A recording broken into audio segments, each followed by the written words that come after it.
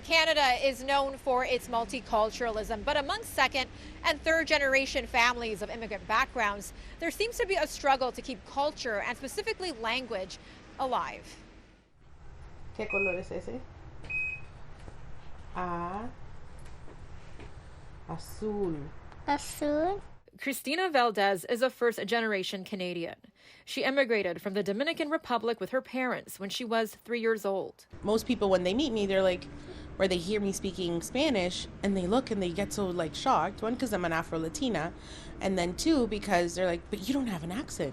Where did you learn Spanish? Christina's fluency is thanks to her mother, who made Spanish a priority in the home. But now, as a mom herself, Christina wants her 5-year-old daughter, Keelan, to have the same experience, to keep their mother tongue alive. But she fears that the language and culture will eventually be lost. Sometimes I talk to Keelan in Spanish, and she'll respond in English. So she understands everything, but then she'll respond in English. So, according to Statistics Canada, between 2016 and 2021, roughly 6.3 million immigrants had a mother tongue that wasn't French or English. But with second-generation Canadians, that number dropped to 1.2 million.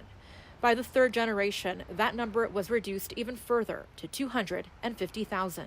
It is really a different profile, and it's kind of difficult for them. Dan Burgess is the managing director of the Burgess Institute, an online Spanish language school for adults. He says he's been noticing an influx of people looking to learn the language as a way to reconnect with their culture.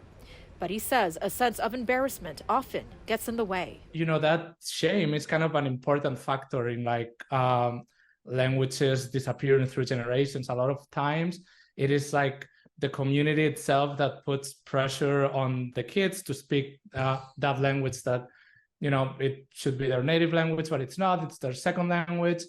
And a lot of them grow tired of criticism. In 2021, just over 42% of Toronto residents had a mother tongue other than English or French.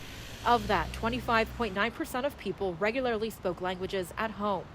But those numbers appear to be decreasing among some of the city's most spoken languages, like Cantonese, which according to city stats has decreased by 10%. In Canada, we have the benefit of living in a context which has already developed the form of official bilingualism.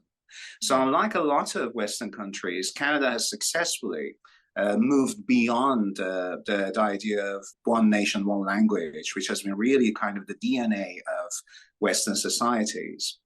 So I think that's a really great foundation, but that's not enough. Mi amor, ¿y tú sabes hablar español? No mucho. No mucho. And for families like Christina's, while supports to preserve multilingualism would be helpful, she says it's also about maintaining the fabric that makes Canada a special place to live. And to preserve generationally preserve our culture. I think that's really important for my children to know where we came from.